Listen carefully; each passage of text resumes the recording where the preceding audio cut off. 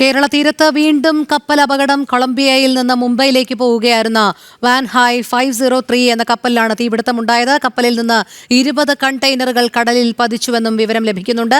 കപ്പലിൽ ഉണ്ടായിരുന്ന 22 ജീവനക്കാരിൽ 18 പേർ കടലിൽ ചാടി എന്നാണ് റിപ്പോർട്ടുകൾ വരുന്നത്. കോസ്റ്റ് ഗാർഡും നേവിയും രക്ഷാപ്രവർത്തനം ആരംഭിച്ചു. പ്രാഥമിക ഘട്ട രക്ഷാപ്രവർത്തനമാണ് ഇപ്പോൾ നടക്കുന്നത്. INS സൂറത്ത്, ഡോർണിയർ ചെറുവിമാനങ്ങൾ എന്നിവയും രക്ഷാപ്രവർത്തനത്തിനായി പുറപ്പെട്ടിട്ടുണ്ട്. കപ്പലിലെ തൊഴിലാളികളെ കേരള തീരത്തെത്തിച്ചാൽ ചികിത്സ നൽകുവാൻ ആവശ്യമായ തയ്യാറെടുപ്പ് നടത്തുവാൻ എറണാകുളം, കോഴിക്കോട് ജില്ലാ കളക്ടർമാർക്ക് നിർദ്ദേശം നൽകിയിട്ടുണ്ട്. സംസ്ഥാന ദുരന്ത നിവാരണ അതോറിറ്റിയുടെ അറിയിപ്പനുസരിച്ച് ആശങ്കപ്പെടേണ്ട സാഹചര്യമില്ല എന്നാണ് ഇപ്പോൾ ലഭ്യമാകുന്ന വിവരങ്ങൾ. കോഴിക്കോട് നിന്ന് അനഘയും കൊച്ചിയിൽ നിന്ന് നിഷയും ചേരുന്നുണ്ട്. കോഴിക്കോട് ആദ്യം പോകുന്നു അനഘയിലേക്ക്. അനഘ, ഒരുപക്ഷെ ഈ അഴീക്കൽ പ്രദേശത്തുണ്ടായത്, അതായത് തീരത്തോട് അടുത്ത് കിടക്കുന്ന ഒരു പ്രദേശത്തുണ്ടായത് കൊണ്ട് തന്നെ രക്ഷാപ്രവർത്തനം വളരെ കാര്യക്ഷമമായും പെട്ടെന്നും നടത്താൻ കഴിയുമെന്ന് തന്നെയല്ലേ അനുമാനിക്കേണ്ടത്?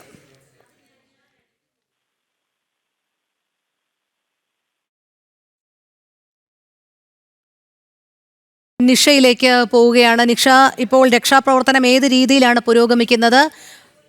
എറണാകുളവും കോഴിക്കോടും ജില്ലകളിലെ ജില്ലാ കളക്ടർമാർക്ക് അവശ്യ ഘട്ടങ്ങളിൽ ഏത് രീതിയിലായിരിക്കണം എന്നുള്ള മാർഗനിർദ്ദേശങ്ങളൊക്കെ വന്നിട്ടുണ്ട്. നിലവിൽ അറിയാൻ കഴിയുന്നത് കോഴിക്കോട് ബേപ്പൂർ തീരത്തേക്കായിരിക്കും ഈ ജീവനക്കാരെ കൊണ്ടെത്തിക്കുക എന്നുള്ളതാണ്. എന്തായാലും അത് വ്യക്തമാകുന്നില്ല. എന്നിരുന്നാൽ പോലും എന്തൊക്കെ നിലവിൽ സജ്ജീകരണങ്ങൾ ഇപ്പോൾ കരയിൽ ഒരുക്കിയിട്ടുണ്ട്?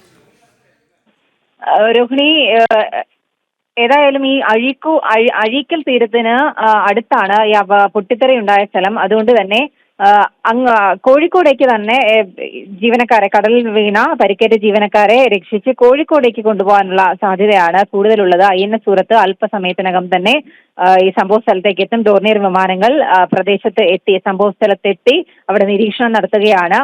എന്തായാലും നാളെ മുംബൈയിൽ എത്തേണ്ട കപ്പലാണ് പുറപ്പെട്ട് 10 മണിക്കൂറിന് ശേഷം വലിയ പൊട്ടിത്തെറിയോടുകൂടി കടലിൽ തീപിടുത്തമുണ്ടായിരിക്കുന്നത്. 20 കണ്ടെയ്നറുകൾ കടലിലേക്ക് വീണിട്ടുണ്ട് എന്നാണ് ഇപ്പോൾ ലഭിക്കുന്ന വിവരം. കപ്പലിൽ 22 തൊഴിലാളികളുണ്ട് എന്നുള്ള വിവരം ലഭിക്കുന്നുണ്ട്.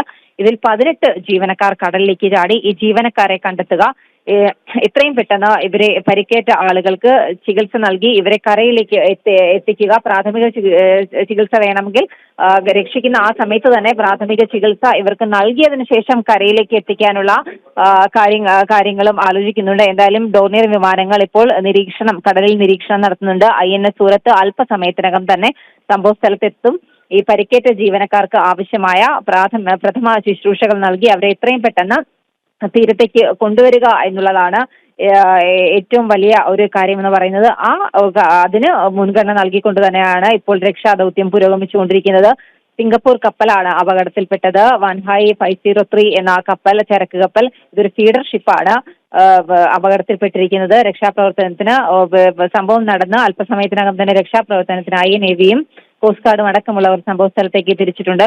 ഡോർണിയർ വിമാനങ്ങൾ നിരീക്ഷണം നടത്തി കടലിൽ എത്രത്തോളം കണ്ടെയ്നറുകൾ വീണിട്ടുണ്ട് എന്നുള്ള കാര്യം, ഒപ്പം തന്നെ ഈ കൃത്യമായി ഈ ഷിപ്പിൽ എത്രത്തോളം കണ്ടെയ്നറുകൾ ഉണ്ടായിരുന്നു, ജീവനക്കാരുണ്ടായിരുന്നു, ഈ വിവരങ്ങളെല്ലാം തന്നെ കൃത്യമായി തന്നെ പുറത്തേക്ക് വരേണ്ടതാണ്. ഈ കാര്യങ്ങളെല്ലാം കൃത്യമായി അറിഞ്ഞതിന് ശേഷം മാത്രമായിരിക്കും ഈ കടലിൽ കൂടുതൽ ജീവനക്കാർ കടലിൽ വീണിട്ടുണ്ടോ, അങ്ങനെയുള്ള കാര്യങ്ങളിലൊക്കെ ഒരു സ്ഥിരീകരണം വരികയുള്ളൂ. എന്തായാലും 18 ജീവനക്കാർ കടലിലേക്ക് ചാടി എന്ന വിവരമാണ് ഇപ്പോൾ പുറത്തേക്ക് വരുന്നത്.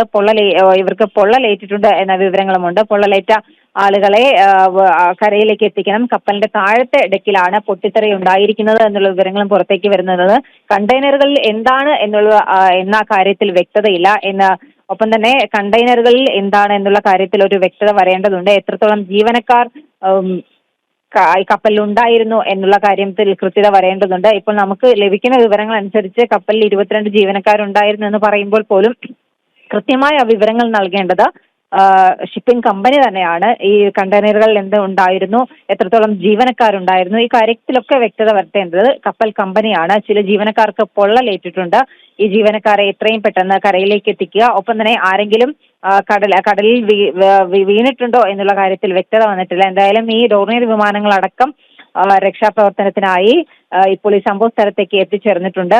INS സൂറത്ത് അല്പസമയത്തിനകം തന്നെ സംഭവ സ്ഥലത്തേക്ക് എത്തും. അഴീക്കൽ തുറമുഖത്തിന് തൊട്ട് അഴീക്കൽ തുറമുഖമാണ് ഈ പൊട്ടിത്തെറി ഇരിക്കുന്ന ആ സ്ഥലത്തിൽ ഏറ്റവും അടുത്ത് എത്താവുന്നത് അഴീക്കൽ തുറമുഖമാണ്. അതുകൊണ്ട് തന്നെ ഈ പരിക്കേറ്റ ജീവനക്കാരെ അടക്കം രക്ഷിച്ചു കൊണ്ടുവരുന്നത് കോഴിക്കോടേക്കായിരിക്കും. ആദ്യം കോഴിക്കോടുള്ള ആശുപത്രിയിൽ തന്നെയായിരിക്കും ഇവർക്ക് ചികിത്സ നൽകുക എന്നുള്ള ശരി നിഷ തുടരുക.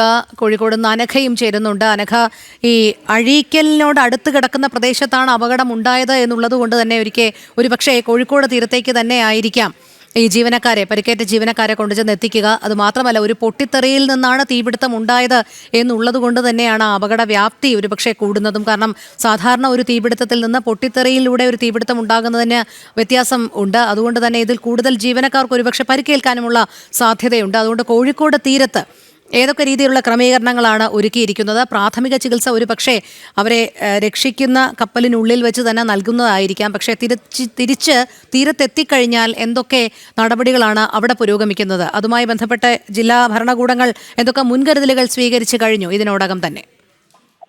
നിലവിൽ ഏറ്റവും ആശങ്കയുടെ നിമിഷങ്ങളിലൂടെയാണ് കടന്നു പോകുന്നത് എന്ന് പറയാൻ കഴിയില്ല.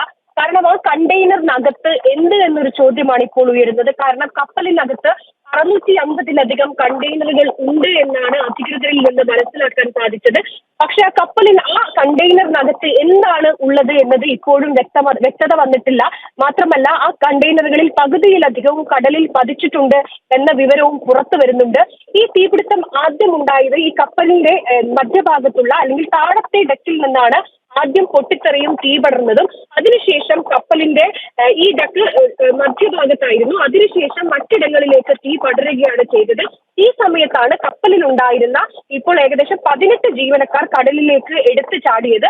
പക്ഷേ ആ കപ്പലിൽ മറ്റ് ജീവനക്കാർ, അതായത് 40-നോടടുത്ത് ജീവനക്കാർ ആ കപ്പലിൽ ഉണ്ട് എന്നാണ് അധികൃതർ വ്യക്തമാക്കുന്നത്. അങ്ങനെയെങ്കിൽ മറ്റ് ജീവനക്കാർക്ക് എന്ത് സംഭവിച്ചു എന്ന കാര്യത്തിലൊക്കെ തന്നെ വ്യക്തത വരണം. എന്തായാലും ഏറ്റവും പ്രാഥമികമായിട്ടുള്ള പരിഗണന എന്ന് പറയുന്നത് കപ്പലിൽ നിന്നുള്ള ആ ജീവനക്കാരെ ഒരു പരിക്കുമില്ലാതെ രക്ഷപ്പെടുത്തുക എന്നത് തന്നെയാണ്. അതിന് തന്നെയാണ് ആദ്യഘട്ടത്തിൽ തന്നെ പ്രഥമ പരിഗണന നടക്കുന്നത്. അതിലെല്ലാ രീതിയിലും അതിന് സജ്ജമാണ് എന്ന് സംസ്ഥാന ദുരന്ത നിവാരണ അതോറിറ്റി അറിയിച്ചിട്ടുണ്ട്. രക്ഷാപ്രവർത്തനം അത് പ്രാഥമിക ഘട്ടത്തിലാണ്. അത് കൃത്യമായി നടന്നുകൊണ്ടിരിക്കുകയാണ്. നേവി സംഭവ സ്ഥലത്തേക്കുണ്ട്. ഏതെങ്കിലും തരത്തിൽ അവിടെയുള്ള ഈ പരിക്ക് പറ്റിയ ജീവനക്കാരെ എയർലിഫ്റ്റ് ചെയ്ത് ഈ കോഴിക്കോടുള്ള ഈ ബേപ്പൂർ ഭാഗത്തേക്ക് എത്തിക്കാനുള്ള ഒരു നീക്കമായിരിക്കും ആദ്യഘട്ടത്തിൽ ഉണ്ടാവുക എന്ന് കൂടിയാണ് ഇപ്പോൾ ഏറ്റവും ഒടുവിൽ മനസ്സിലാക്കാൻ സാധിക്കുന്നത്. ഇന്നലെ, അതായത് കൊളംബോയിൽ നിന്ന് യാത്ര തിരിച്ച് 2 ദിവസം പിന്നിട്ട ഈ കപ്പലാണ്. ഈ കപ്പൽ നാളെ നവി മുംബൈയിലേക്ക് എത്തേണ്ട കപ്പലായിരുന്നു. ആ കപ്പലാണ് ഇന്ന് ഈ കേരള തീരത്ത് നിന്ന് 120 കിലോമീറ്റർ അകലെയുള്ള ആ ഭാഗത്ത് വെച്ച് കപ്പലിൽ നിന്ന് പൊട്ടിത്തെറിയും ഈ തീപിടുത്തവും ഉണ്ടായത്. ഈ കപ്പലിൽ ഇപ്പോഴും തീ അണയ്ക്കാൻ സാധിച്ചിട്ടില്ല. അത് ഏറ്റവും ഒടുവിൽ നമുക്ക് ലഭിക്കുന്ന വിവരം അനുസരിച്ച് കപ്പലിൽ ഇപ്പോഴും തീയുണ്ട്. ഈ തീ അണയ്ക്കാൻ കഴിഞ്ഞിട്ടില്ല എന്ന വിവരമാണ് ഇപ്പോൾ പുറത്തു വരുന്നത്.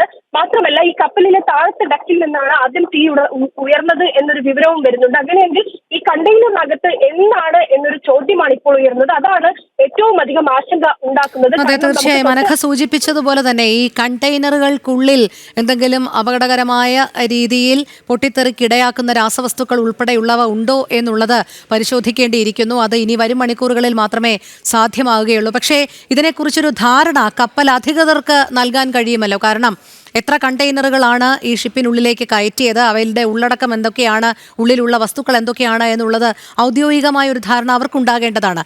ഏതെങ്കിലും രീതിയിലുള്ളൊരു വിശദീകരണം അവർ ഇപ്പോഴും നൽകാൻ തയ്യാറാകാത്തത് എന്തുകൊണ്ടാണ്? അതോ ഔദ്യോഗികമായ വിശദീകരണം ഇനിയും വൈകുമെന്നാണോ നമുക്ക് മനസ്സിലാക്കേണ്ടത്?